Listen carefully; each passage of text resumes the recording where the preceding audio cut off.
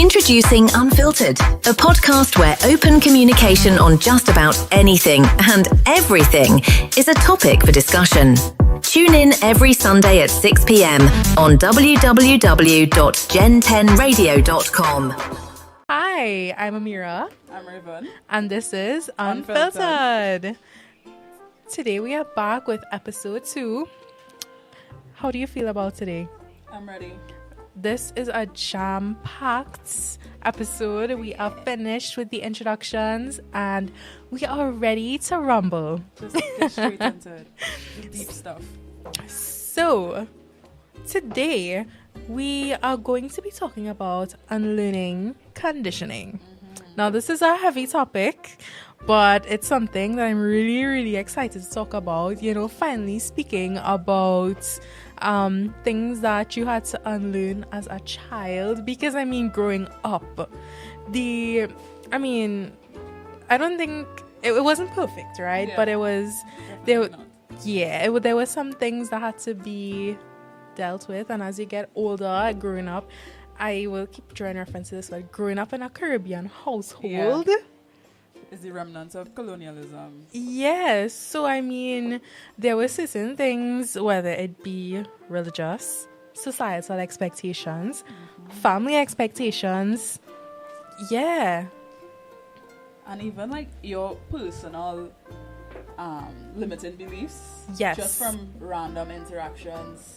Like, you know, you're in school, if you experience bullying, you pick up something. So it's not necessarily like your family or Definitely. religion, just from community. Yeah, I mean, from birth, as every day that passes by, every second, minute, year, all the time that passes by, all the things that you go through, you will learn. You will learn things from it, and as you get older, different experiences would be made, different moments would be had. Yeah. And you learn different things from them. And you reach a certain age where you kind of look back and That you're reflection. like, I don't think this is right. Yeah. So we have curated a list, things that we personally went through, or things that we learned from, and things that we had to unlearn. Yeah. And we are here to share it with you guys. Yeah. Just a little bit of our story. Yeah. And how we would have overcome these things. Yeah. The beliefs that we would have released and what we replaced them with. So we are about to take a deep dive into Amirah and Raven's personal life. Unlearning journey, yeah. Unlearning journey. This life is really something else, but it's wonderful and amazing. I agree. So, first Where up you wanna on, begin? yeah, first, I just can't wait. I just want to dive right into it, But okay, so first up, we are going to talk about it. Now, this is something that I had to, deal with. My family. Now, I love my family, right? So, but I placed a lot of my worth on my achievements and my productivity levels growing up. Because, my entire family, like, shout out to my cousins, they always were really high achievers. Right. And I was always the odd one out that, I wasn't really that great in school until I got older, throughout high school. Then my performance started to eventually go up a little bit. But yeah, and I felt so bad because, my entire family would be talking about how they're so proud of this one and that one. And of course, they'd say they're proud of me, in certain ways. But Right. I feel like I didn't get that level of, I didn't feel that level of, I don't have to say appreciation, but I just feel like certain people got it more. Right. You understand? Right. Yeah. So even though they were given it, you could feel the disparity. Yes. Yeah. I know that I could have done better. I know, and I, a lot of my worth was placed in that, Right. and it was definitely something that even in my 20s, it took me a while to learn and get away from that. But, thankfully, it is something that I overcame. Yeah. And, even like my entire family, early birds. Yeah. Right? Early birds, they were always productive, always doing something, There was never a dull moment. Right. I, on the other hand, I love to sleep in. Weekends are made to relax. Yeah. I don't think we should be doing grinding. Yeah. Cleaning. And even the cleaning. And yes, I don't know if this might probably sound bad, but again, it's unfiltered. I love to do nothing. And it's, I love to just sit and let my entire being just relax. be. Yeah. Just be. But I don't know if any of you would have experienced this, but I'm here to tell you all the lesson that I learned. Our value and worth exists without achievement. Our value and worth exists from what's inside of us, and it doesn't come from the things that we do, and it really doesn't come from all of that. Right.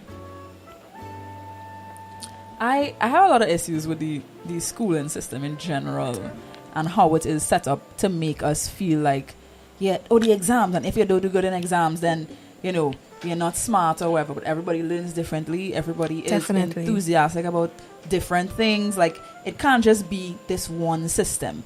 And if you do fit into the system, well, then, they don't have a place for you. I hate it. I hate it. I could not have agreed with you more, because every child is different. Exactly. Every child is really different. And I feel like more so ever now, especially, a lot of children are being diagnosed with ADHD and autism and all these different mental, I don't know what's the correct term to use, mental disorders. I think it might be under learning disability. Yeah.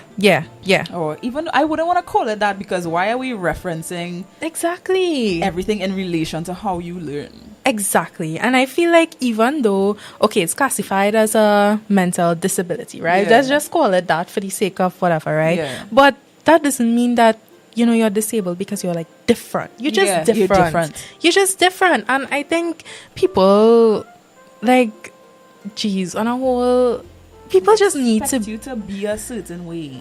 People need to just be more acceptable, and people need to be okay with other people being themselves. Yeah. Because more often times than not, and I see this so often, people don't like sometimes when you're yourself, and they can't accept you when you just sit in with yourself and project yourself, and you're the things that you love, and you just authenticity. Being your most authentic self. Yeah. And this is a society. So, we're talking Caribbean, right? Let's talk about gender norms, right? And within specifically a patriarchal context. So for me, growing up, I would hear a lot of, you can't do this because your future husband might not like this, or you can't have this behavior because, how you expect to find a husband if you're behaving like that? And I'm like, first of all, I'm a little girl, right? What? With my future husband, where he come out from? Yeah. And just how everything is framed, you cannot be your authentic self without some imaginary husband coming into the picture. I think more so ever in the Caribbean, especially, a lot of women are groomed from such a young age to be wives. And to cater to the needs of a male. Yeah. And I really, really hate that. I was never grown up in that way, right? But however, I do see that within my family, whereas, they would teach the girls to, be in the kitchen and do that sort of thing, whereas the males, they don't really teach them how to cook and clean and all of that. Yeah. Exactly, yeah. And it really sucks. I feel like this kind of draws to a point also where there's a saying, girls must be seen and not heard. I hate that. And I really hate that, because so what if I'm loud and boisterous? What if, right? And growing up, I was really a very, very shy child. Yeah. And as I got older and I grew out of that and I began to find my voice, I felt so free. And I feel like this podcast is healing that part of myself, because Same. I like just speaking about it and speaking about things that, I didn't really talk to a lot of people about, and speaking here to like everyone is just healing a little part of me bit by bit. Yeah. That inner child who, wanted to tell these stories. For me, I was shy, but I wasn't always shy. I remember, I did have that experience with bullying, right? Mm-hmm. And, after putting up with it for years, reaching a breaking point and going to my parents, who are, very religious people. And I remember asking them for permission to fight back, right? Right. Because, the people pleasing for me is I don't want to do anything that displeases my parents.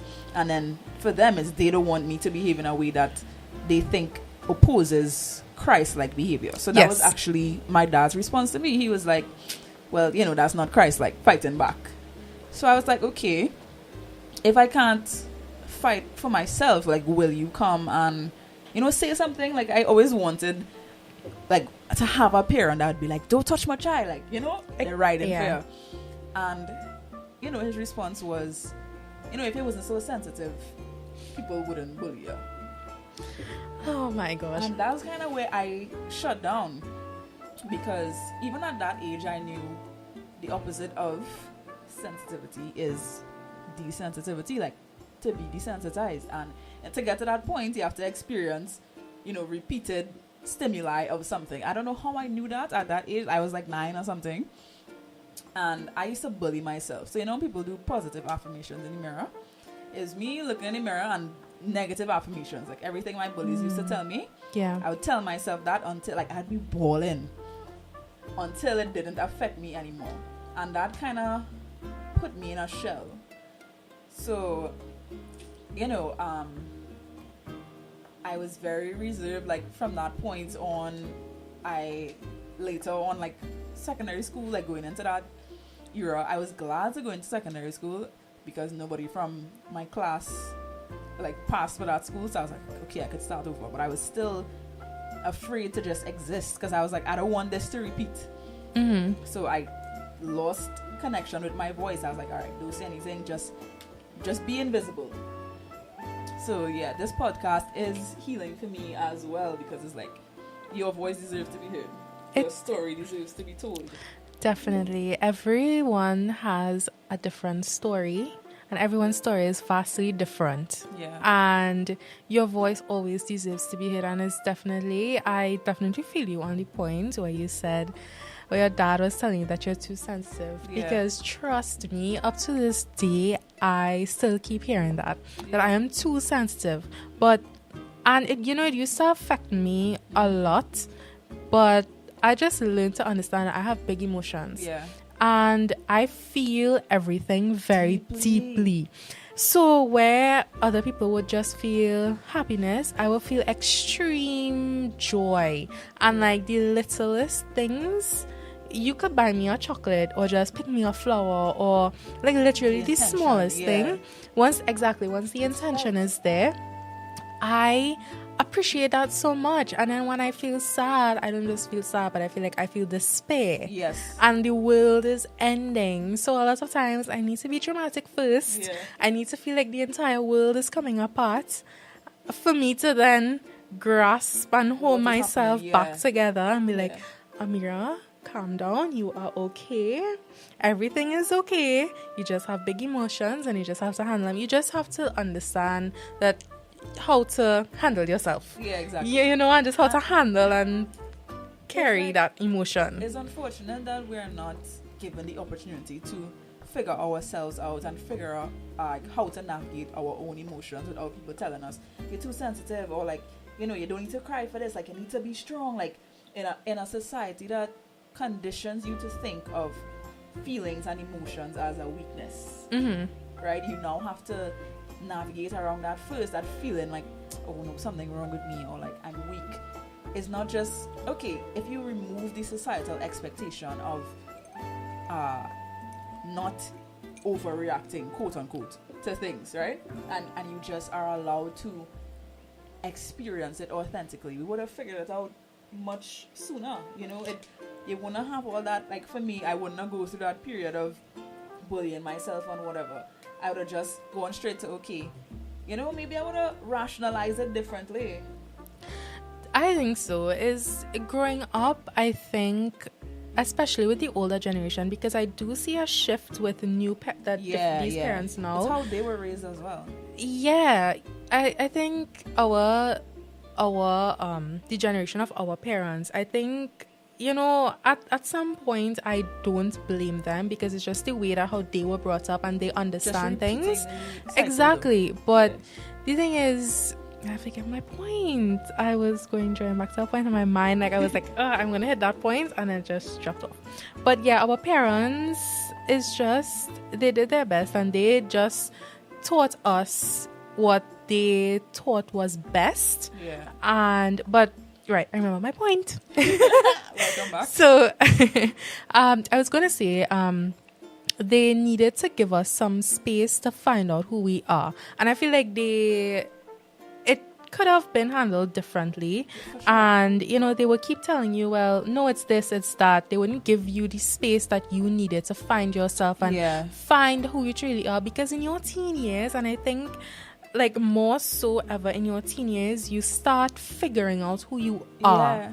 And when that is delayed and you keep being told who you are, you get a little struggle going into your 20s. It's a big struggle. Bad.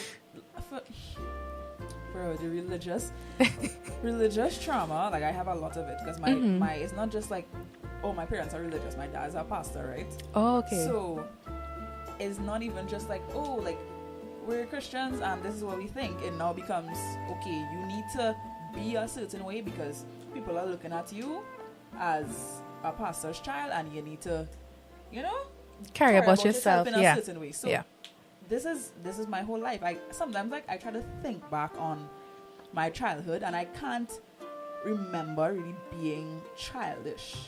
Like, I always had to be more mature and like sit down. Like, it's a very controlled environment, and this went on for years. Like, only when I turned 18 is when I really could like legally rebel. So, you know, going and getting a tattoo, it was meaningful to me.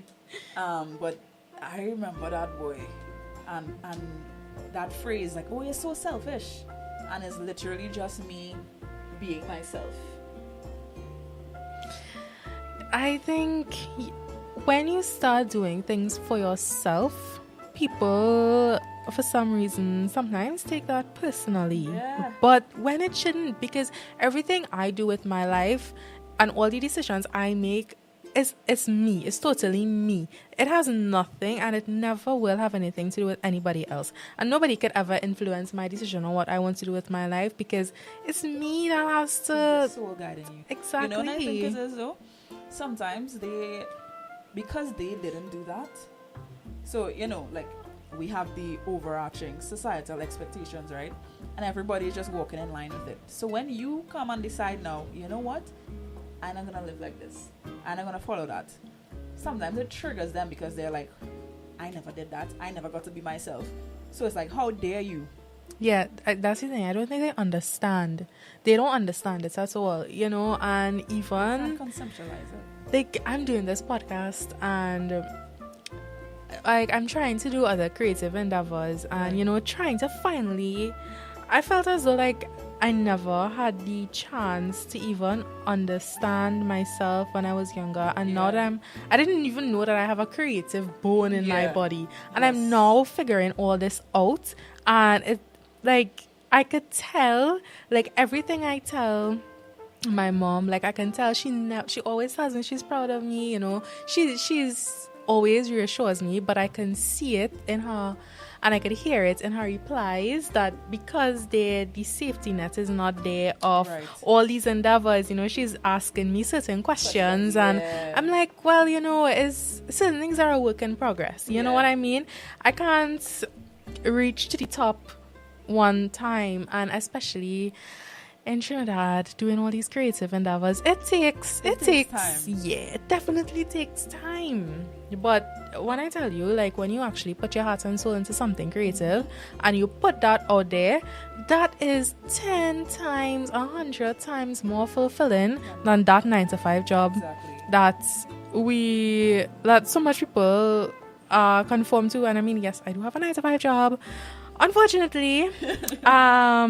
Hopefully one day I don't, and I'll be doing something much better. But for now, sometimes you have to balance it too. Yes, but like I always express that I really, this is the next point actually, that I realized as I got older, I don't have to have a traditional path. Because when I was growing up, all I was hearing was like doctor, lawyer, teacher, maybe. You go to school, you get an education, you get your degree, you get a job, you marry, you have a child. That's it. That's the end of life right there. I don't want that for myself. I really don't want that for myself. Life is so much more. And there's so much to explore and so much to do, and this traditional part is just not going to cut it for me. I'm sorry. Sorry, not sorry. I mean, I don't know how I feel about having children like that. But even if I, because I mean, I do have my degree, but the idea of just, okay, you go from degree to having a job and that's just what you do for the rest of your life, and then you retire and then probably travel. No. That's not it. That's really not it. I need to live in between. I need to have time to do my creative stuff. I don't want to reach home from my job and I don't have energy to actually do the things that I want to do.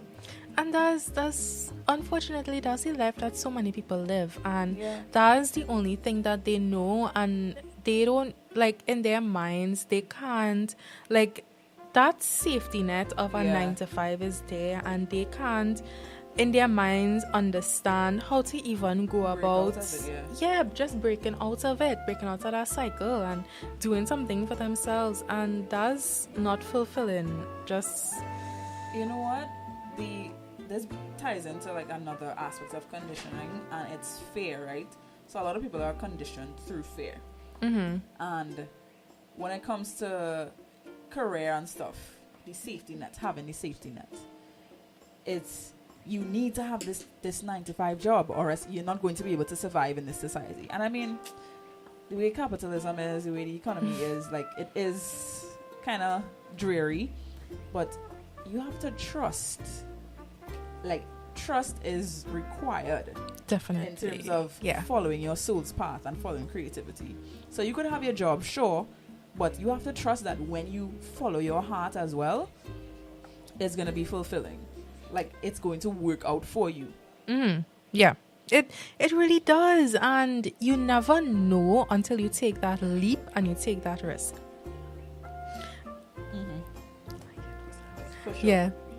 So that's, I found myself recently just doodling, and I just found myself writing, and I looked at the title and I thought living for the weekend, because I felt like I was only living for the weekend. And I feel like, yes, I'm still trying to break out of that, me thinking that, because I have so much more things going on and I have so much things to look forward to doing and things that I'm working on, right? But it's just that most of me is feeling like I'm just living for the weekend. I have to get up so early for work, Monday to Friday, and then dread work the entire day, dealing with these half brain dead people, right? And it's just tough. And then when you go home, it's like you have no energy because you're so mentally exhausted from the day that you have.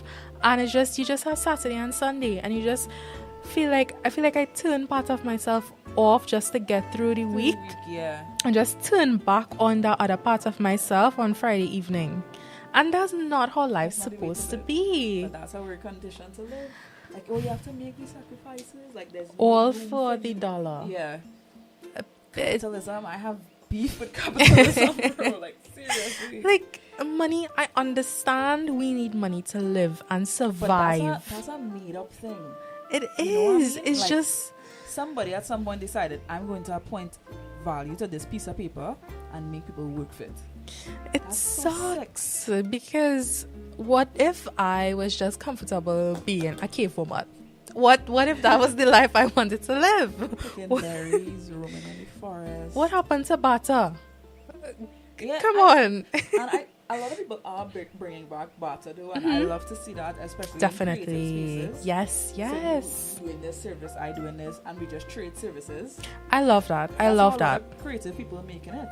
And that's really great because we have so many undiscovered, talented people Yeah. in Trinidad and Tobago. And, being in this space and meeting a lot of people in the community, I realized how much talent there is, undiscovered talent. But the thing is, it's just, this is kind of veering off into a different side, but the creativity realm in this country, something needs to be done. Some more opportunities need to be Available. Yeah. available. More things I need to be agree. created. I would say that this is still kind of under the same topic because it's a societal issue. Because everybody is conditioned to view True. these are the jobs, this is the opportunities that we need to have available or whatever. So then you have a community of creative people who don't have access to certain resources or education, you know? It's like a one-track kind of thing. I feel I'm sure we have the smaller schools, creative campuses and stuff, but it's not, it's like, let's say you have 95% geared at traditional education, and then you probably have like 5% gearing towards like, you know, the creative fields and stuff. And the creative fields, like I can't remember which school it was. I think it was Astra Boys, actually. Okay. I could be wrong. Don't quote me on this, but they created a was it enough? The content club? Yes, the content I know. club. That's my friend Dawn Marie Alexander. Shout out to Dawn. Oh, that's really. I saw that and I loved that. I she loved the started idea of that. And I love. That's why I love. Like, if we have more creative people in sectors like that, like education, That would be. You have no idea how those things impact those children and want them to have such like a creative career and go away from the traditional path. Yeah. Because there's also the thing where when you apply to university, say, especially when it comes to sciences and the law faculty, I'm not so sure about engineering, but there's so much people that is applying to specifically those things. Yeah. There's an Very competitive. oversaturation. And, you know, there's so much things that you could do. There's so much. So if there's any young people that are listening to this right now, know that you do not have to go through that entire traditional path. And once you on the path of figuring out who you are, and you like, I feel like your soul knows exactly what it needs, and you just listen. Everything starts with being your authentic self, because once you start that, I feel like everything else The comes answers come. after. Yeah. You have to do introspection. Yes. Yeah. So that internal examination, like, look at the thoughts that you have, right?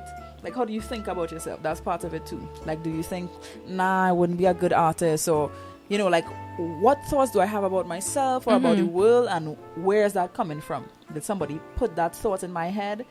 You know, you have to question it. There's a lot of questioning you will do with yourself, and let me tell you something. Growing and learning never stops. Till the day you die, you'll always be learning and growing. And some people, I feel like, don't even have the capacity to understand that they need to grow as a human being. Yeah. Like, their mind is very stuck on living and surviving, and that's it. Yeah. They don't know anything about introspection, and like, they don't know anything about that. But I'm telling you, That's where it starts. Yes. That's where it Definitely. starts. I had to question a lot of things, especially like how I told you about the negative affirmations that I used to do, right? Mm-hmm. So I was very depressed. Like I had an eating disorder. Like it was very bad. Mm-hmm. And for me to break out of that, I had to do the opposite. So I looked at myself in the mirror. I had to decide I want things to change. I don't want to keep living like this. So I did the whole positive affirmations thing, and people, they're like, oh, like they know they don't have a good relationship with themselves, Mm-hmm. whether it's just like self-hate or self-doubt or whatever. They'll hear about affirmations and they think that's so weird. Like I can't say something to myself that I don't believe. But in the beginning, you're not gonna believe it. It's gonna feel awkward. Like I'm looking at myself in the mirror telling myself you're beautiful, and I don't believe it, but I was consistent with it. Mm-hmm. And that's how I'm at a point now where I genuinely love myself. Like my relationship with myself is, we're locked in. I love that for you. I love that. But you have to do that introspection. You have to genuinely look at yourself and be like, whose thoughts and whose words am I perpetuating as part of me? Like I'm telling myself I'm ugly, but where that come from? Who put that thought in my head? Mm-hmm. You're telling yourself you're worthless. Who put that thought there? And you have to look at it. And it's not just about removing the thoughts. It's not just about telling yourself I'm not worthless or I'm not ugly. It's about replacing the limiting thoughts and beliefs with functional, loving ones. Yeah. Actively, consistently. You need to build a good relationship with yourself. And I think and this is not only go for the relationships you would have, this goes for all your relationships. So your friends, your significant other, your family, all of that starts. A good foundation for that is when you love yourself first. Yeah. Right? And I was actually one of those persons who would watch people doing affirmations and be like, that is so much shit. I was one of those people. Yeah. Unfortunately, I'm sad to say that. And then I started doing affirmations myself till it became a routine. Every single morning as I wake up and as I was getting ready for work, I would just put it on to play in the background. Listen. And then I started saying it, and then I started believing it, and it works. The power of the mind. People don't understand. Yeah. Because I think with affirmations, it's one of those things that you have to experience it to really understand the power of it. So Honestly, if you're looking at people doing it or whatever, it's like, how that's doing anything for you. But to live it, then you actually really grasp the power of it. You witness yourself grow and change. Listen, and once the work will always need to be done, right? And once you put in that work, you might not see it obviously right away, Definitely not. But I would look at myself even from 6 months ago, and I would see a change in myself, and that is the power of learning yourself and just growing and learning from experiences. You have to take every single moment as a teaching moment. Always. Yeah, that's how you make it, Definitely. And that's how you unlearn these things. Because it's like, okay, if you're just, going through life, you had a rough relationship with your parent, you experienced bullying, but if you never, learn something from it, you never look at it, you never dissect it and be like, okay, what can I take away from this? You will just keep repeating those cycles. Yeah, definitely. And I feel like so much people have a tendency of blaming the world for their problems, and I was there once. There's no shame in saying that. Exactly. I was there once. I would see things happening to my peers or people around me and be like, why couldn't I be so lucky as to experience that myself? Why am I constantly having just shit in my life? And then I stopped and I was like, Amirah, this is not how this works, and I just take every single thing that I went through, the good things, especially the bad things, I would dissect them and be like, well, this is exactly why it went wrong. And this is life. Life will never be perfect. Yeah. But you always learn and you grow. I know everything happens for a reason. Yeah. And I want to say, because that's a tricky thing in terms of everything happens for a reason. Because, people do some interesting things with their free will. So it was not like, that bad thing needed to happen. But I think is that everything that you experience can be used to put you in a better place. Yeah, For sure. Yeah, every negative thing can be transformed into a positive thing, whether that's a positive learning experience, a positive habit, behavior, something. Like, you just take that shit, make it something else. You have the power to do that. And I am so grateful that I'm at the point in my life now. Like, I was literally thinking about this last night randomly. I was like, I'm very much a half glass full kind of person. And every single situation, I always look at it like there's always some positive. You always look for the positive in things. You can't just, something negative happens and be like, okay, be like down. I mean, like, obviously you will feel that emotion, go through it, understand it, but then learn from it, grow from it. There's positives. Take control of the narrative. I'm sure even if there are no positives, you knowing that you learned where you went wrong, that's you a could do positive better as well. Yeah. That has been life-changing for me, especially moving from that state of depression. Whereas, like, you see in life as just gray, like there's nothing good, there's nothing worth living for, and waking up now and being like, the breath of life flowing through me, like I could breathe, I could hear things going on in the kitchen, I have all my senses. It really is the little things, the little things. Like, I had the virus for a bit, so I wasn't up and around, right? And yesterday or the day before, I actually came out the house, like traveled out the house for the first time, right? And by myself, and it felt so good to be outside, just breathing that air. And I was thinking about how, I don't think about this regularly. Like, I don't be like, usually I'm like, oh, I have to come out the house again. I have to do this again. But on that day, I was like so grateful and appreciative. Like, outside, the birds are chirping outside, the sun was shining, like the music, the car was playing some really good music, like, it's just those little things made me in that moment so happy.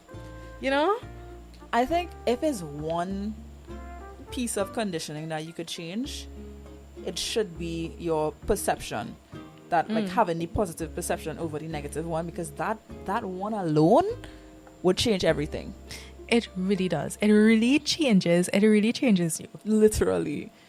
It's like the lens that you're looking through life. It takes a while.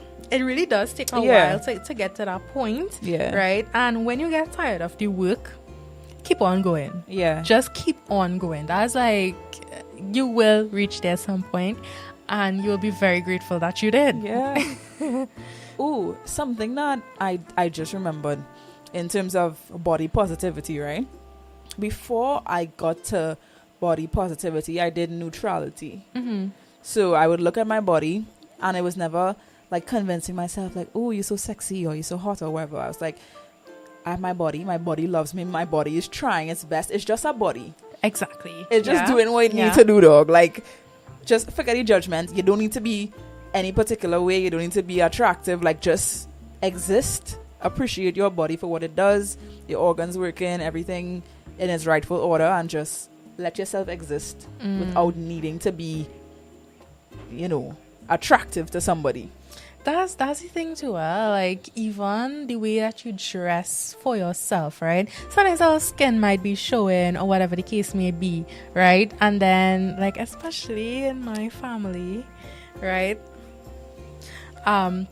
I grew up in a predominantly Muslim household, right? So I guess you could imagine, right? So it was tough.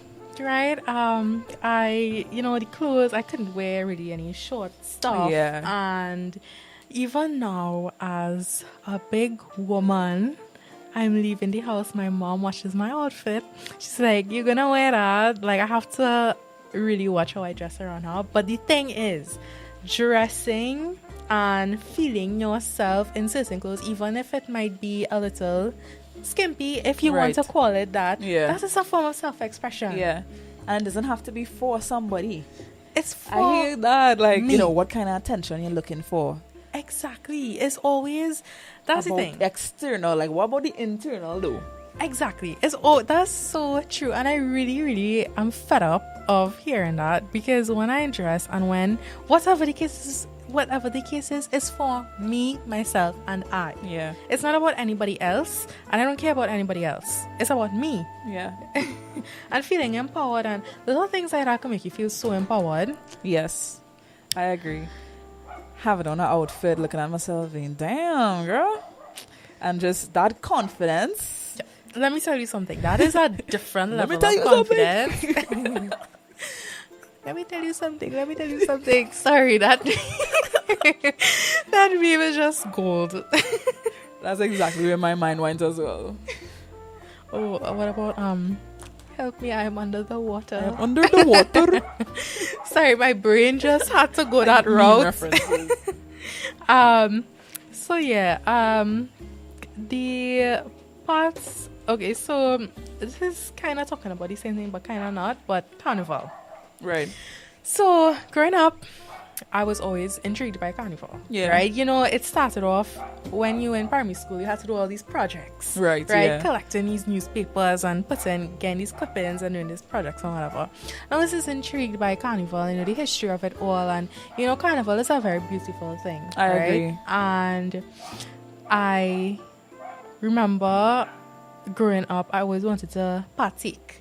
Right. And obviously that was no, I never voiced my opinion on that, right? Obviously that was a no. And I grew up believing that carnival was such a bad thing because the way that it was portrayed to me and the way that I was told about it, you know. And lust and revelry. Exactly. And the thing is, it's not. Carnival, listen, I'm yet to partake in carnival because I've never been to a fete, I've never played Juve, I've never played mass, nothing. I played Juve once in like 2022 or something like that. Very recently, because similar background in terms of how they perceive it and all of that. Yeah, and it's just that I think I went to I believe this was last year with a friend. There was it was a public thing in Adam Smith Square, this carnival thing, and the joy that I got from that and seeing the togetherness and seeing how people, just like the stick fighting and the Blue Devils and just seeing all of that and the way how the people, everyone just comes together, and that is something that cannot be explained. I feel like you need to experience it. And that is just me experiencing like one tiny bit of it, but it's a very, very beautiful thing, and I can't wait. Is that the traditional mass? It was, I think, I can't remember exactly what it was, but I think don't quote me on this, but I think Tribe was doing kind of like it wasn't like a full band launch, but they launched like one or two costumes. Okay. But it was like a public thing. So like it was like Friday after work. I was just like, well, let me go and check this out, right? Because it was a free public thing, you know? And that was the first time when I saw like the costumes and like this and that and the whole shebang, and it was so great. And these costumes, oh my gosh, don't even get me started. And you know, I think it is too, in terms of the energy and not being able to explain it. It's just like the authenticity and the vibe that everybody comes with of this is freedom. Yes. So when you go there and you feel that, is like, whoa. That's the thing, right? So much people, I feel like only up until in my 20s, I feel like I understood what freedom is. Same. And freedom, knowing that you are totally free to be you and express yourself, it is a very beautiful feeling. And I feel like so many people hasn't even experienced that. Yeah, I think the average person, you have that expectation of I need to be a certain way, because it is a very Trini thing to hear somebody say them in shame, and it's just so you see somebody wearing an outfit that is not, you know, ordinary, like them trying to dress like the them from America or whatever, like, you know, judging for small things. And shame is such a ingrained thing within Caribbean culture. Like, you live as yourself and you should be ashamed of yourself. Exactly. That is so true. And it just comes from when you experience that from a child growing up, you push yourself down, and it makes you not want to be yourself because you're always afraid of how you're going to be perceived. And that's the exact same thing that happened with me. Yep. Like, I was always I would say I was always different, you know. I was a quiet little child, and I just felt like I could not be myself no matter what, because I know I would get talk for it, or like, so I just pushed so much of myself down. And I feel like I pushed so much of myself down that I forget a lot of things from my past. And now I feel like I recently just started living.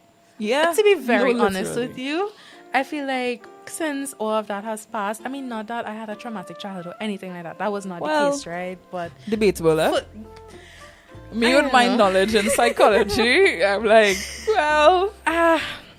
But honestly, yeah. My brain just went blank. But you know what I think? You talk about you experience things that make you push yourself down, right? I think most people do, but the difference is, like, you experience that, you push yourself down, and at a point, you're like, okay, I'm done with this. I'm going to look in. I'm going to figure out who I really am. But people they push themselves down, and then they project that outwards onto everybody else. So true. Yes. So instead of them looking in and being like, maybe it is time for me to unpack all of this and give myself space to be, they're like, okay, well, I'm going to make sure that nobody else feels safe to be themselves. Also, I feel like so many people push down so much of themselves and always try to put on a different face that they actually forget who they are. Yes. And when you don't know who you are, that is a very scary thing. It really is.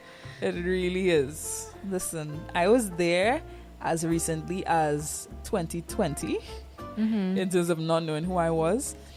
And it took like a rude awakening for me to really shake up and be like, all right, I need to get myself together. I need to figure this out. And listen, once you make that realization and accept it as the first step, and that is so much more than so many other people do. Yeah. And that's so important. Like, you have to praise yourself, honestly, for every little step. And be proud of yourself along every single step of the way. And you're a human, you're going to relapse sometimes, and that's fine, as long as you keep at it. Yeah, get back up. Yeah. So, you know, that's that. There's just I'm very in awe for a little bit talking about my next point, because I just feel like I have to speak about this. But I remember growing up and always hearing the term blood is thicker than water. And you know, I really didn't like this statement, like, because it just, like, and I seen it happen countless times, and it still happens up to this day. No matter how your family treats you, you still have to be there for them, and you still, like, that blood is always thicker than everything else. But I am a firm believer that is not the case. If you're toxic, you don't have a space to be in my life. Yeah. And I reached the point where I'm very comfortable cutting out anybody. I don't care who you are. I will cut you off if you are not adding value to my life and you are not nice to me and kind to me. Don't be toxic. You can't be a toxic person. Like, I'm sorry, I'm at a stage I will cut out everybody. Yeah. I don't care anymore. If you have certain beliefs and values that I am not aligned with, bye-bye. We can agree to disagree on certain things. Yeah, but not everything. Yeah. Not everything. But, yeah, and the thing is, so this is a funny thing, right? That's the saying that we all are accustomed to. Blood is thicker than water. And I'm sure everybody knows that saying. Yeah. But actually, the real quote is, the blood of the covenant is thicker than water of the womb. Which draws back to the point which I personally believe you can choose your family, and that family would mean so much more to you than your actual blood. And honestly, I've seen it, I've experienced it, like so many people I've become friends with, like, in such a quick time. Yeah. And the way that they showed up for me, and, you know, the support and loyalty and, like, all that they gave me is unmatched. So I think that we have our family of origin, yes, like your biological family, but then you also have your soul family. So people that you meet that actually align with who you feel like you are inside, that authentic self. So when you meet them, it's like that instant click. So Yes. I resonate with that. The truth of the is that the blood of the covenant. Yes. Yeah. So that's giving like soul family energy. It really is. And as I get older, and I feel like I'm now getting into myself more and meeting so much more people, example you. And I feel like I can be more like my most authentic self around. Like now is the case that I'm not trying to put up a show for anybody. Yeah. I'm just myself. Yeah. And when you are your most authentic self and your most genuine self, you will attract the people that is meant to be your friends. Exactly. And this is something that is very hard, I feel like, for me, because to just be me, I'm very quirky and awkward. Yeah. Right? You could ask anybody around me. Like, I would just stay off sometimes. Like, I just have these weird habits. And, like, I feel like when I go out, I have to mask so much of that. And I'm The just masking tired thing. of doing it. That's part of the conditioning too, eh? Yeah. When you grow up in a So society that true. says these behaviors are unacceptable, you have to create that mask to feel safe and to feel accepted.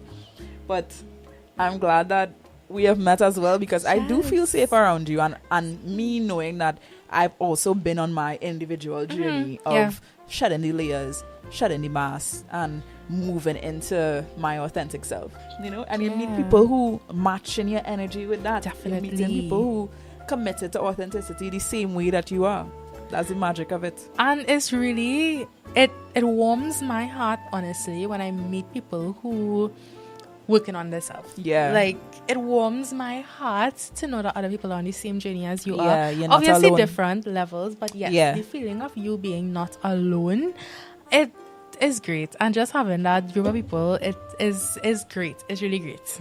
Thankful for it all, honestly. And especially like in this society where, you know, we see ourselves as creatives, and we recognize how important it is for us to have community as creatives, when, you know, the majority of people are not doing this creative thing. You need your community, right? But you want to have authentic community.